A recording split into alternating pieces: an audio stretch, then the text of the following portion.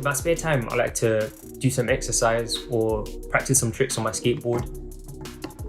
I've been playing a lot of video games with my younger brothers, which is quite nice since I didn't get the chance to be able to do that often. I've tried to get into photography. I mostly just take pictures of my cats because there's nothing else at home to take pictures of.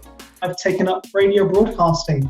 I'm on CAM FM, that's our student radio, on a program called Bridge the Gap, which is about, bridging the gap to Cambridge and keeping connected during this time. I've had good fun doing it, and I don't know why I put it off for so long. What's been new this Ramadan is it's my first time spending Ramadan in a house in like 4 years, so I've really enjoyed the spiritual side of it, of actually having the time to like wake up for suhoor at night, and it's quite like the quietness and silence is quite nice, so it's a good time to pray and reflect, and I've really enjoyed that. I've also had the chance to be able to read books outside my degree, which I haven't done in so long. Since it is Ramadan, a lot of the books I've been reading are Islamic books to kind of, gain more knowledge on my faith.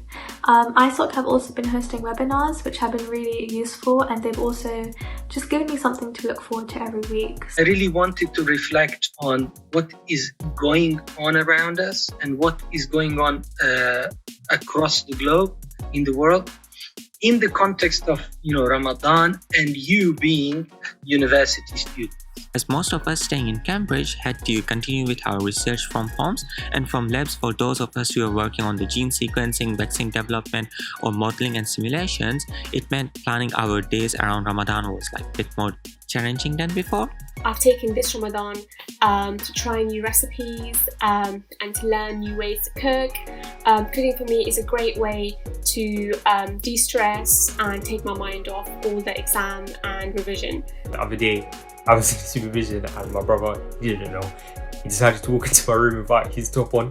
It was pretty embarrassing for me, but other than that, I've been coping with staying at home.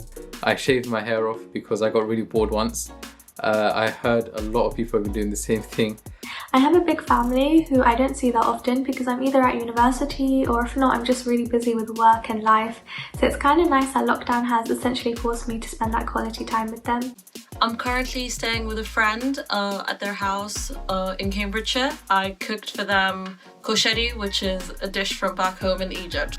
That was a really fun experience, being on the phone with my mom the whole time, hi mom, what do I do now? What next? Oops. It always felt being part of a community, had a really productive Ramadan, and managed to balance between fasting, work, research, and volunteering and everything else that was happening around this month. I hope that everyone's had a good Ramadan, and I hope that everyone's staying safe. Definitely a special Ramadan, and inshallah one that I'll remember. But yeah, I'll stay safe, take care, and Ramadan Kareem and Eid Mubarak. Bye from me, and I look forward to seeing you next time.